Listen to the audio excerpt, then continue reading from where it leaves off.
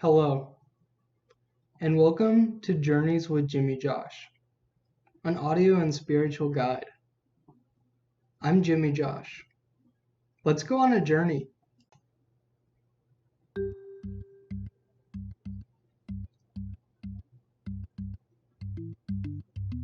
Space.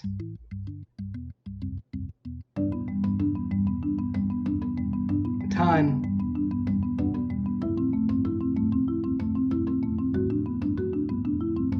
Reality.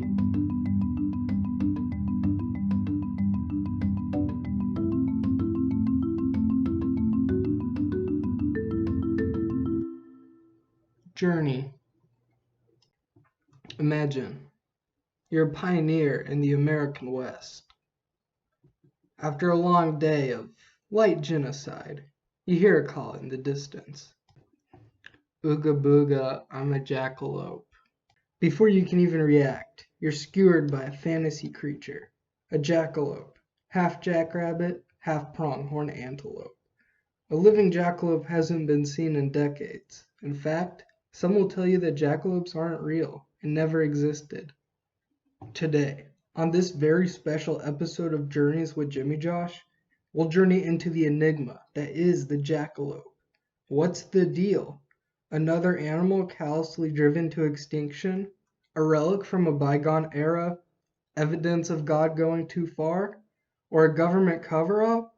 Anything is possible when you journey with Jimmyjosh. Our story begins long before the jackalope's discovery in the 20th century. Now, to start at the beginning, we must travel back over 2,000 years to the 6th century BC in India and visit with Siddhartha Gautama, better known as the Buddha. The enlightened one is honored with having the first recorded mention of horned rabbits. And while most believe that the Buddha mentioned horned rabbits as an example of something non-existent, we shouldn't assume that we know what the Buddha meant. He very well could have been talking about the jackalopes that prowl the American West. So, did the Buddha know about the jackalope? I'm gonna lock it in as a maybe. After this short foray into the historical records, the jackalope slips back into obscurity until the age of discovery. In the 1500s, Spanish conquistadors described horned rabbits in their writings and paintings of the New World. It should be noted that these depictions are contested by quacks like scientists and historians, so take it with a grain of salt. The origin of the modern jackalope, however, comes in the late 19th century, as American frontiersmen encountered the fearsome critter. The jackalope, also known as the warrior rabbit, is described as a thoroughly aggressive animal. It's been known to charge at settlers, impaling them upon its antlers. Its epic fighting skills are matched only by its epic mating rituals. The jackalope's mating call is said to sound like a clap of thunder, although it would be hard to tell, since they only mate during thunderstorms.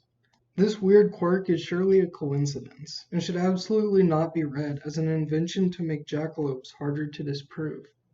In addition to skewering folks on their move west, the jackalope also built its reputation in the legends of cowboys, who reported on a more sensual side of the fierce rabbit. Buckaroos told stories of jackalopes perfectly mimicking human speech and joining them in songs. Jackalopes were also known by the cowboys to be fond of alcohol. All these accounts paint a picture of a larger-than-life creature, although it seems likely many of these were exaggerations, coming from the scarred minds of those lucky enough to survive an encounter with the beast. The jackalope also had a massive range, inhabiting much of the American Midwest, Southwest, and West-West. With so much territory, it's surprising how few accounts we have of them. The result of a government cover-up? Maybe. By the 20th century, jackalopes were still little-known legends, until their public discovery in Wyoming by taxidermist Douglas Herrick and his two sons, Ralph and Jim.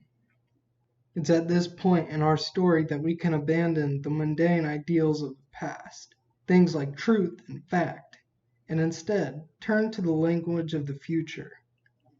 After this short message from our sponsors, I'll engage in wild speculation as I simply just make stuff up that kinda might feel true.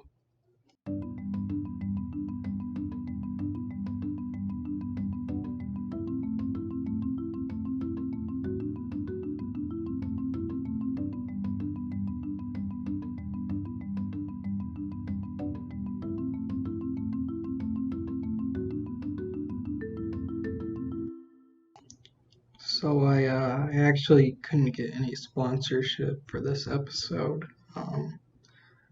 Nobody wanted to sponsor it. So, all right, and we are back. Thank you to our sponsors for that powerful message. So, let's continue. For the purpose of implying guilt, I'll now refer to Douglas, Ralph, and Jim Herrick as conspirators number 1, 2, and 3, respectively, while I attack the memory of conspirator number 1.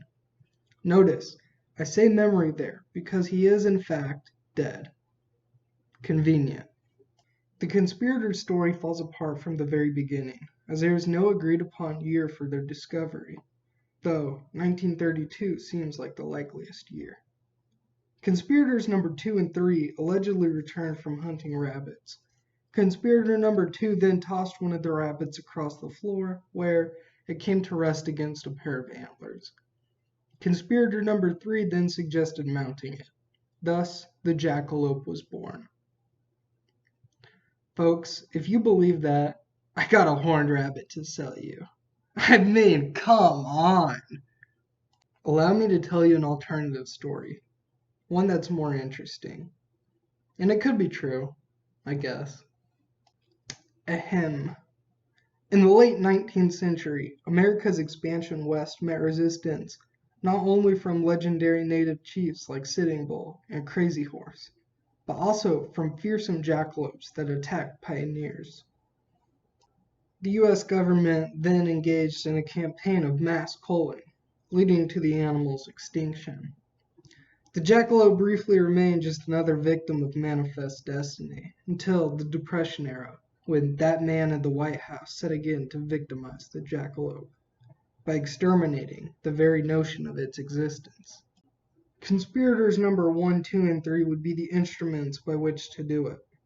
The government used them to rewrite the jackalope from exterminated animal into a folk legend, thereby creating a market for the government stockpiles of stuffed jackalopes and jackalope-related goods.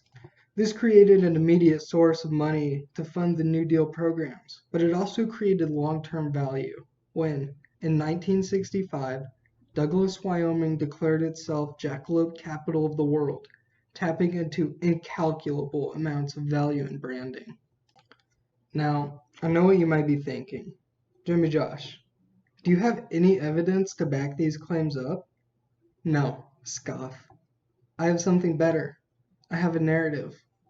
Unfortunately, we may never know the truth behind the jackalope, its potential extinction, or the alleged government cover-up.